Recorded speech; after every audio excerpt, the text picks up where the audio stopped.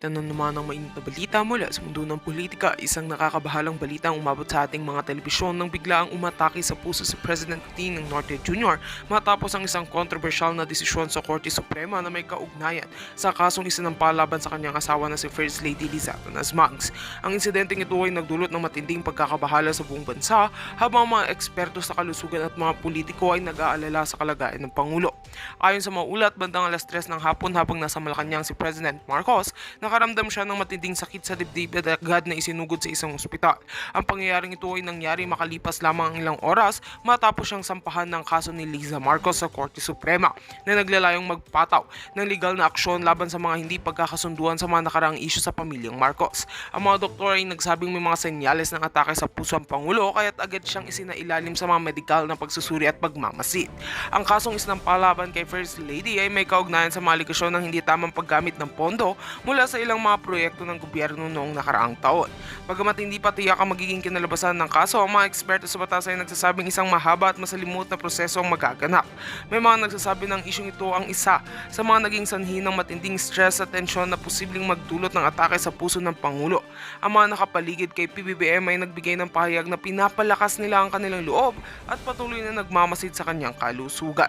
Samantala, ang mga reaksyon mula sa mga politiko ay nag-iba.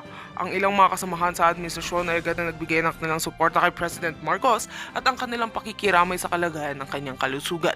May ilan namang mga kritiko ang nagsabi ng insidente ay maaaring isang taktika upang makuha ang simpatya ng publiko at ilihis ang tensyon mula sa kasong isinampa.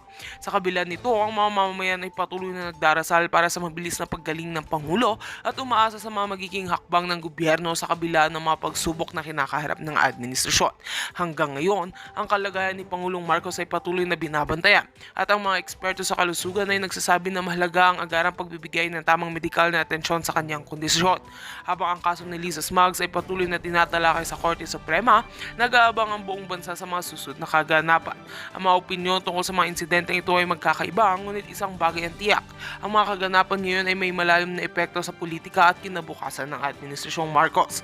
At yan nga ang mga balit ng ating pagkakatutukan, at kung bago ka pa lamang sa aking channel ay huwag kakalimutang mag-like, share and subscribe para updated ka sa aming mga bagong balita dito sa Tatak Pinas.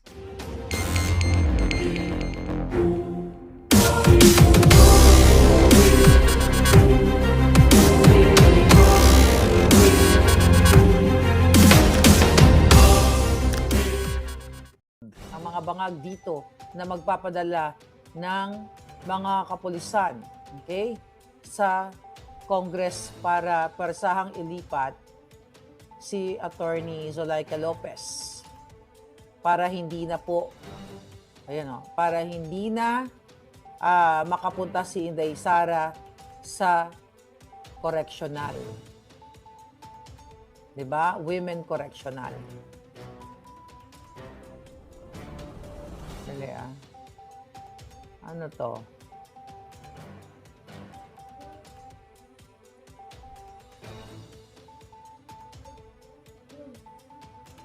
Anyway, mga kababayan,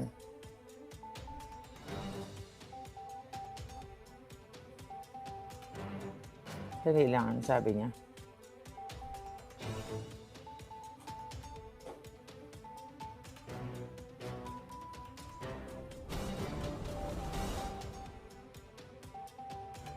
Ito. Ayan, ito. Ito pala meron sinend sa atin na letter. Again, no?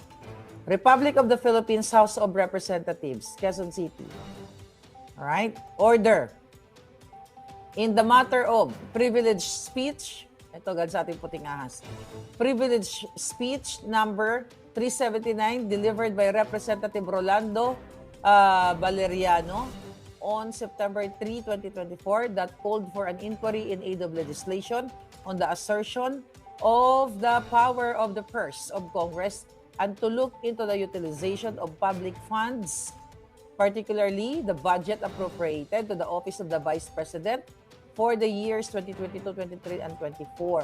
Motu proprio inquiry on the manifestation of Representative Jervil Jinky Vitrix Luistro. Itong minayupak na to. During the budget hearing of the Department of Education and the Committee on Appropriation of September 2, 2024 concerning the agency's failure to deliver computer units in good condition into the end users, and the other issues plaguing the agency's budget. PM General Napoleon Sita, Sergeant at Arms, House of Representatives, Quezon City. So, ang sulat, papunta kay Sergeant at Arms. Alright? Now, having considered, sabi niya, your report and recommendation hereto attached, the Committee on Good Government and Public Accountability in its special meeting held on November 22, 2024, called by its members, unanimously approved the transfer of the detention of Attorney Zuleika Lopez from the House of Representatives to the Women's Correctional Facility, Mandaluyong. You are hereby ordered to the transfer of Attorney Zuleika Lopez from her detention in the House of Representatives to the Women's Correctional Facility, Mandaluyong City. So ordered, witness our hands in the seal of, di mo mga putang inan to, Representative Joel Chua. Okay? Ito ay sulat niya sa Sergeant at Arms dahil ito ay inutusan siya ni Tambaluslos, ni Lisa Tanas, ni Bangag Jr. na gipitin at talagang ipakita ang kanilang mabangis na kasamaan na pag-aabuso sa kapangyarihan, mga kababayan. Ililipat sa koreksyonal. Ang isang abogado na representante ng mga indigenous people of Mindanao na inapi ng mga makakaliwang grupo, Chief of Staff ni Inday, sa salang walang sala. Walang sala dahil lamang sa ini-issue nila na sumulat si Attorney Lopez sa Commission on Audit na i-hold muna ang pagbigay sa Kongreso ng mga figures na mga dokumento na hindi pa naman na-finalized. Mga kababayan, ang correctional o women's correctional ay para lamang sa mga convicted katulad ni Castro dapat nandyan sa correctional. Okay? Ay mga babaeng ng abuso ng batas, nagkasala, hindi lang ng abuso, convicted. At ngayon, mga kababayan, nagpadala ng pulis para puwersahan na ilipat sa kasulukuyan sa ating pag-aano ngayon. Teka lang, sandali lang kasi mamaya baka may sumama sa atin sa vlog natin na gustong maging part na ating kapwa natin, supporter ng taong bayan. Just give me 1 second. Ano lang natin yung link. Okay? Sino lang dapat ang nasa correctional? Ang dapat nga nasa correctional ay si Lisa Tanas. Saka niyang mga smuggling and everything pag na-convict na yung mga yan. Bakit ililipat? Si Attorney Zuleika Lopez o Zuleika Lopez, mga kababayan, ayan na, si Cathy sasama sa atin. Okay? Wait lang palang Gaal, I'll forward you the link. Okay, ito na. Okay. Ay, ba't mali? Dahil lang palangga. Nakakagalit to, mga kababayan. Kaya sabi ko sa inyo, dapat nasa kalsada na kayong lahat eh. Ganito ang nangyayari pag addict ang namumuno sa inyo. Actually, may gagawin sana ako. Kaso lang natin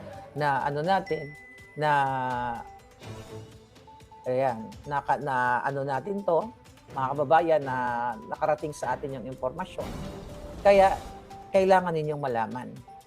Sino lang po dapat ang nakakulong sa correctional? Ang nakakulong, mga convicted. At si Castro dapat ang nasa correctional. At kapag na-convict yung putang inang Lisa na yan, siya dapat ang nasa correctional. Diba? Ang mga convicted lamang po o nagkasala sa batas, nagkaroon ng mga krimen na hinatulan para ikulong doon. Kumbaga, mga napatunayan na, nalitis na sa ngalan ng batas, kaya dapat sila ay nandoon. Bakit unconstitutional ang ginagawa na ito? Wala na nga kasi pakialam sa konstitusyon na mga inayupak na ito eh. Wala na nga dahil kontrolado na nila, binabayaran na nila lahat, nabibili na nila lahat, even judges, mga kongresista, wala na. Kaya sabi ko sa inyo, lubog na ang ating bayan. And now, ang isang abogado na hindi pa nalilitis,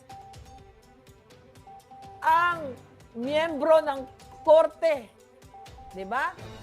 Ang isang, yun na nga, nag-aral para maglingkod sa bayan, para maging abogado ng mga naaaping ngayon ay ikukulong sa salang walang sala. Dahil lamang sa galit ng mga inayupak na Tambalusos, Lisa Marcos, Araneta, group of the mafias sa mga Duterte na dadamay itong mga inosente, itong mga nagtatrabaho lamang, naglilingkod lamang sa gobyerno. Bawal sa batas ang ginagawa mo, Chua, dahil ikaw ay sunod-sunuran sa Malacanang, sa mga demonyo, sa mga ahas. Hindi convicted si Attorney Zuleika Lopez. Dapat ang nilagay nyo dyan si Franz Castro, kasi yan ang convicted dyan, buwaka ng inang yan. Nakita nyo mga kababayan? Bakit? Okay, bakit siya hindi dapat makulong dyan o madetinin? Ginawa yan, yung correctional na yan palangga, women correctional, ulit-ulitin natin sa mga nalitis na at na-convict sa ngalan ng batas. Bakit mo ipapakulong? Kaya dapat kasuhan ng mga criminal charges yung mga hinayupak na yan, lahat ng mga yan, sa ginagawa nilang illegal na pagdetine kay Attorney Zuleika Lopez dahil lamang sa gusto nilang mag-trip dahil sila ay addictus benedictus. Another thing, grave coercion. My God, huwag nyo nang paabutin, huwag nyo nang sanang payagan na sumikat ang araw sa mga yan. Pwede nang, kahit magkaso pa tayo ngayon, it takes time. Alam niyo naman ang kaso sa Pilipinas, ang bagal. Kailangan mas mabilis kayo, mga palangga, mga Filipino people, dahil niyuyurakan na ang inyong karapatan, ang inyong paulit-ulit na naririnig nyo dyan, constitutional rights, ang ating basic rights, na hindi dapat tayo kinukulong sa walang kadahilanan, na hindi pa tayo nalilitis sa kahit anumang korte. Katulad ng ginagawa kay Pastor Kibuloy, sagutan ng paghahabol nila kay Atty. Harry Roque, na gusto nilang ikulong. And even, yung mga napugo personalities, yung sila Cassandra Ong at yung si Go, hindi pa nalilitis yung mga yun. Pero ang tanong doon, mga kababayan, di ba? Andun sa women correctional din nga si Cassandra Ong. Pero ang mga kasabwat ni Lisa Tanas at ni Bangag Jr. sa mga pogo nila, nakalaya at kasama pa nilang nagbabartik, nagiinuman, nagpupulburo. Another thing, di ba, nabanggit ko ni Attorney Vicky, di ba? Yung right to liberty ng isang tao, ng isang mamamayang Pilipino. Ano ba ginawa ni Attorney Lopez? Gumurgor ba siya? Nagpa-kidnap ba siya katulad kay Lisa Tanas? Nag-hire ba si Attorney Lopez ng assassin? O ginamit ba nila ang pera ng loto? Ayon sa aking source paulit-ulit para ilagay ng bounty sa ulo ko? May ginawa ba si Attorney Lopez ng ganyan? Kaya si Lisa dapat ang nakakulong dyan dahil tinatanggalan niya kayo ng layang mabuhay. Huminga sa inyong bayang sinilangan na makabili ng tamang pagkain, ng tamang pamumuhay. It's the same thing na ginagawa nila dito sa pagkitil nila sa kalayaan ng isang abogado. Abogado pa to, imagine nyo. Abogado pa to, pero kaya nilang illegal na idetine gamit ang kapangyarihang pang-aabuso. Ito mga putang inang mga hindi tuling mga polis, sunod-sunuran naman kayo. Kung ako sa inyo, imbes na si Attorney Lopez ang inyong kukunin dyan, dumiretso kayo sa Malacanang, si Lisa ang kunin nyo. Dahil yung ang sindikato, yung hayop na yan, siya ang nababagay sa women correctional, mga palangga. Wala na pong ethics. o wala ng mabuting pag-uugali, may nalalaman pa kayong ethics committee, eklabus. Kayo mismo ay mga demonyo, nilalabag nyo ang inyong mga rules, nilalabag nyo ang konstitusyon. Sa paghila dito, bigla nyong hihilain? Ha? Bigla nyong pipersahin, ililipat, ang daming karamdaman ng tao. Kahit na may karamdaman o wala, hindi pa po siya nalilitis, mga kababayan. Kahit tayo ay hindi mga abogado, nakikita nyo, hindi pa siya nililis. Bakit siya ikukulong doon? Samahan nyo na, pumunta na kayo doon. Sana manawagan na si Inday. Kanina, hindi pa siya nanawagan eh. Puntahan nyo na to sa kalsada at nang matapos na po yung kaputahan ng mga ito. My God, nasan si Palangga? Nakakagalit. Ayan, okay. Nakakagalit ang ginagawa ng mga hayop na to na paggigipit. Yun ang nga sinasabi ko sa inyo. Kailan pa kayo kikilos? Ito, mga abogada na chief of staff ni Inday Sara. Ginaganito siya.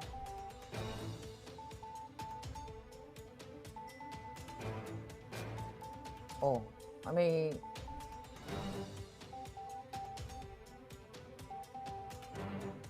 Ngayon, mga kababayan, tingnan natin. Meron palang Zoom meeting ng aming mga grupo. Tika, Cathy, are you there? Tignan natin. Dito ba? Tignan natin.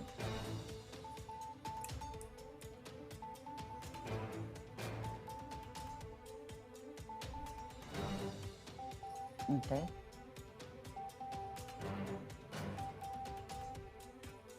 Ayan. Cathy? Wala pa. Akala ko na dyan. Okay, mga kababayan. Ang dami palang tao. Sila Nico, sila... okay, ito naman, sila... andyan pa. Nasaan ba kayo? Sa EDSA? Ito sa EDSA sila. Ang daming tao sa EDSA Shrine. Dumuloy na kayo doon, no? Ngayon to araw nangyayari. Ayan. Sa EDSA naman to. Samahan nyo na. Ang dami nila ngayon, Ay. EDSA naman yan sinend sa akin. Ay, mga kababayan.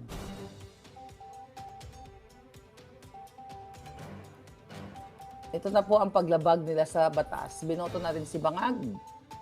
Dahil kay Sara, sabi ni KEMK. An old politician, alam mo, sabi ni Risa Parcon, grabe naman ang ginagawa ng mga bangag. Ano pa inaantay ng mga kumilos na kayo? Wala silang pakialam kahit sa panahon ng social media, right on our fingertips. Sabi nga, maipa-transmit natin yung information. Pero ngayon, ang ginagawa nila, mga kababayan, ay binabastos na nila ang batas. Ginamit nila ang kanilang kapangyarihan para abusuhin ang mga tao. Kayo at itong mga nagtatrabaho lamang sa government para mag-deliver ng kanilang serbisyo, pero ang ginagawa ay panggigipit. Dapat si Franz Castro ang ilagay sa correctional, sabi ni RD Sports TV.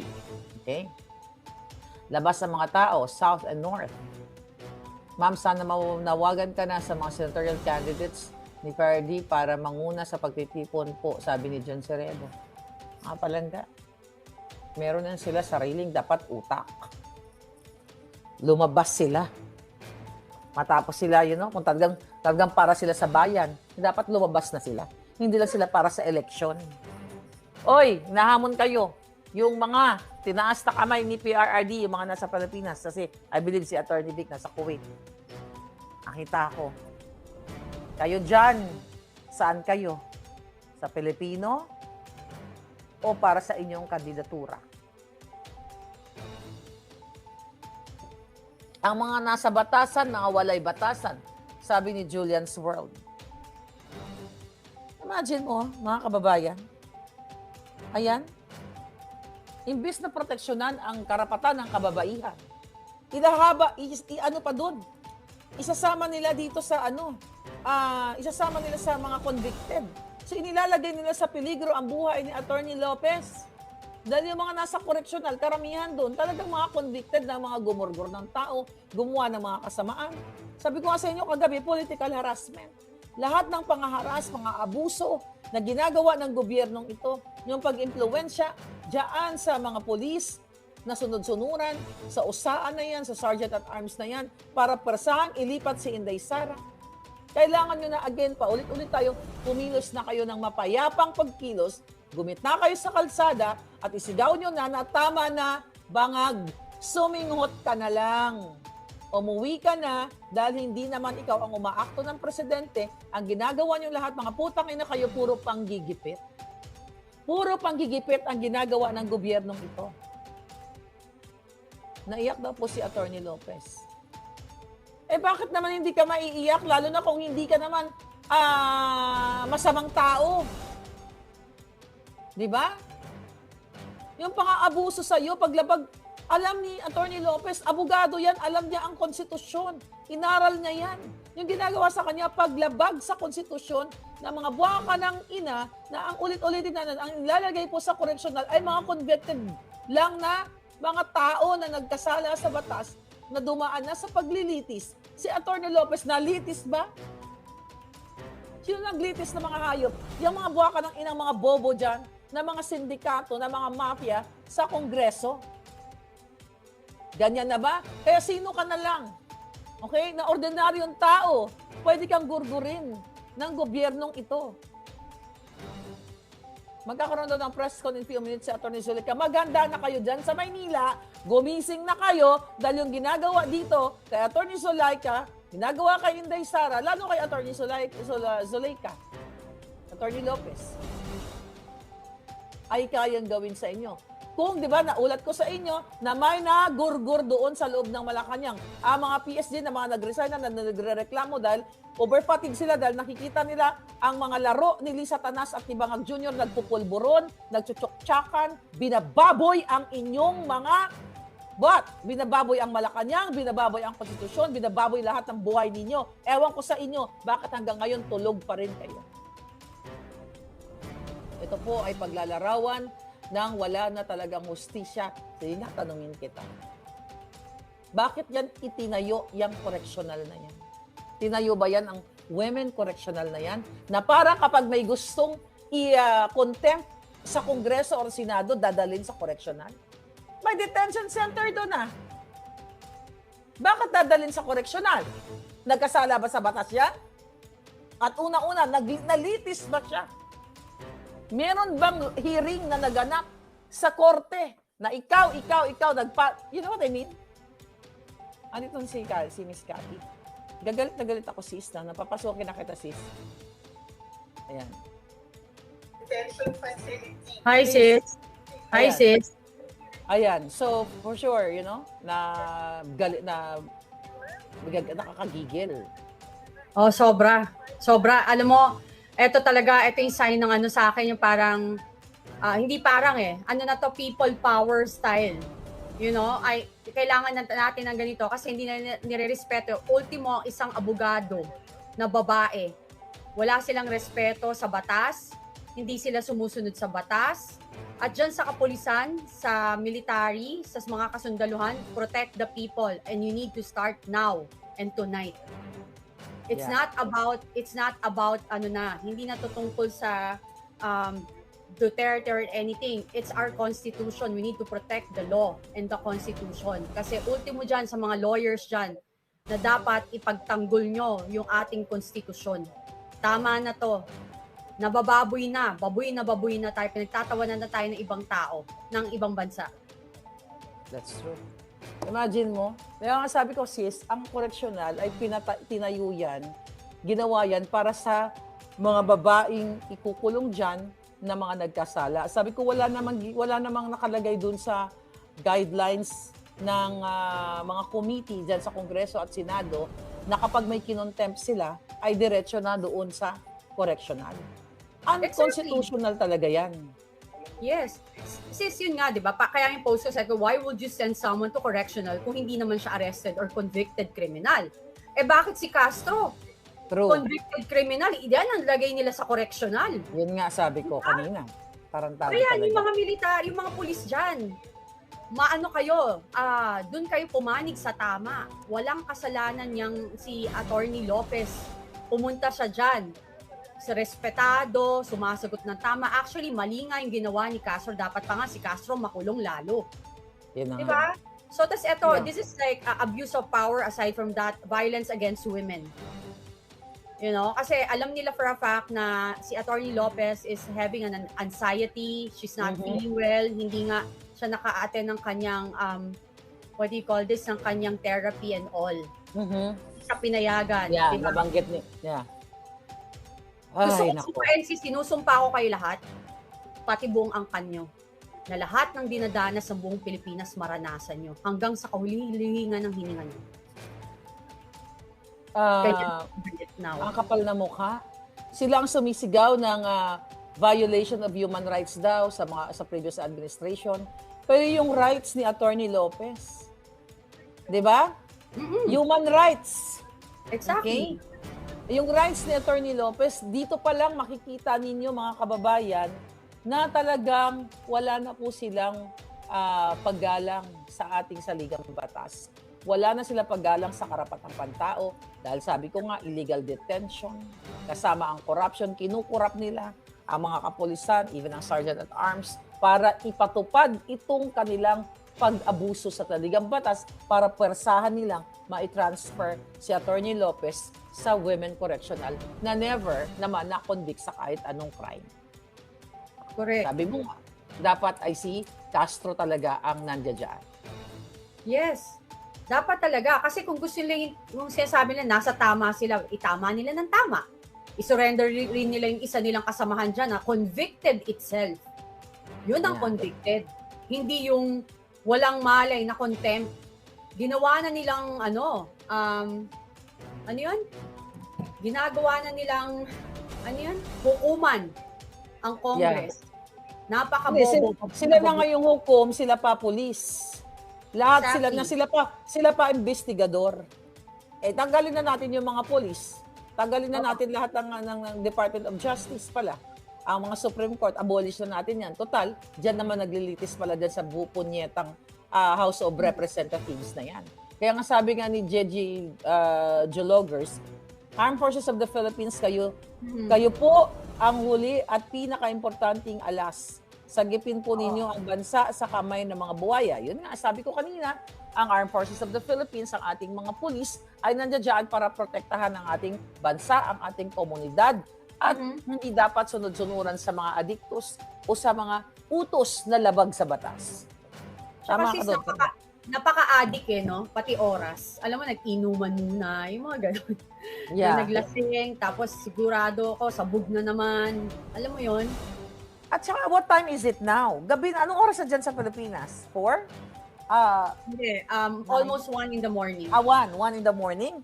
O 1 in the morning? Tapos nirelease nila. Meron bang opisina sa gitna, sa madaling araw na mag-release nitong papeles na ito? Nabasa mo naman siguro yun, sis, no? Ayan, no? Napakatanga, maling-mali nga yung Oo. pag binasa mo, ang tanga nung gumawa. Meron bang ganitong may office pa ba na magre-release sila ng urgent na letter? Ayan. Ayan yun. Yes. No? Nakarating sa atin. Mm-mm. Binasa ko na to kanina. May opisina ba? Ikaw, sino ka? Chua? Joel Chua? May opisina ba ng madaling araw na nagmamadali ka na magsulat dito sa Sergeant at Arms para ilipat ng persahan sa sulat? Dito pa lang eh. Di ba? Yeah. Sarado ang opisina. Bakit sila nag-o-opisina? Para lang exclusive dito sa letter na ito. Yeah. Correct. Wala talaga sis, walang walang mga alam. Kasi nga, parang feeling nila, alam nila yung ginagawa nila pero wala silang alam sis. Maling-mali. Sila, alam mo yung sis yung ito yung sinasabi ko na nagbukas sila, binuksan nila yung Pandora's box. Oo. Binuksan nila yung Pandora's box. 'Di ba, sinasabi ko palagi, pinagbibigyan pa kayo ng mga Duterte. Baka sakali naman. 'Di ba? Kaya nga. Pero sa ginagawa nyo, hindi lang ang Duterte ang tinatamaan at hindi lang ang Duterte ang natututo sa mga pinagagawa nyong kabalbalan. Ultimo ang batas, saligang batas, binababoy nyo, hindi kayo